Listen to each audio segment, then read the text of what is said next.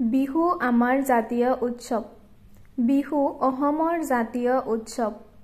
বিহু অসমীয়াৰ চিনাকি, অসমীয়াৰ আৱেগ। জাতি, বৰ্ণ, ভাষা নিৰ্বিশেষে সকলোৱে বিহু উদযাপন কৰে। বিহুক লোক সংস্কৃতিৰ ধাপোন তথা অসমীয়া সংস্কৃতিৰ শ্ৰেষ্ঠতম সম্পদ বুলি অভিহিত কৰা হয়। বিহু প্ৰধানতে তিনি প্ৰকাৰৰ: বহাগ বিহু বা ৰঙালী বিহু, কাতি বিহু বা কঙালী বিহু, মাঘ বিহু বা ভোগালী বিহু। বহাগ বিহু চ'তৰ সংক্ৰান্তিৰ পৰা আৰম্ভ হৈ বহাগৰ 6 দিনলৈ মুঠ 7 দিন পালন কৰা হয়। এই বিহুক প্ৰত্যেক দিনতে সুকীয়াকৈ নামকৰণ কৰা হৈছে।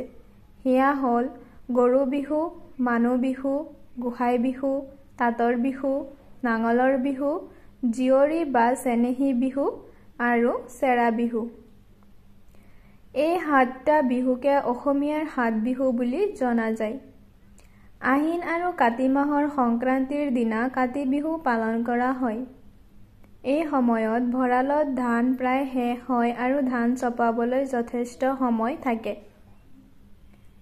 এই বিহুত অসমীয়া মানুহে ঘৰে ঘৰে তুলসী পুলি ৰুই সন্ধিয়া তুলসীৰ গুৰিত চাকি জ্বলাই প্ৰাৰ্থনা কৰে।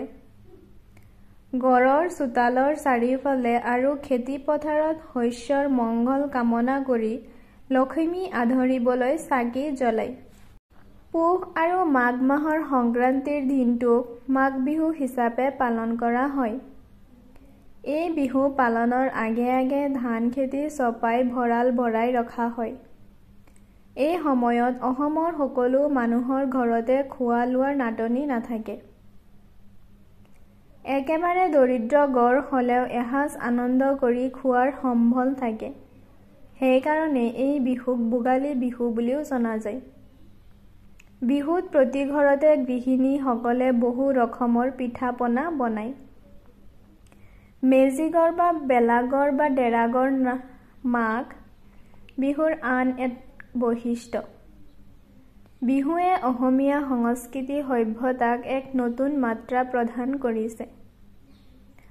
অসমত বাস কৰা প্ৰতিটো জাতি জনগোষ্ঠীয়ে জাতি, ধৰ্ম, বৰ্ণ নিৰ্বিশেষে অতি উলহ মালহেৰে বিহুৰ লগতে তেওঁলোকৰ উৎসৱসমূহ পালন কৰে।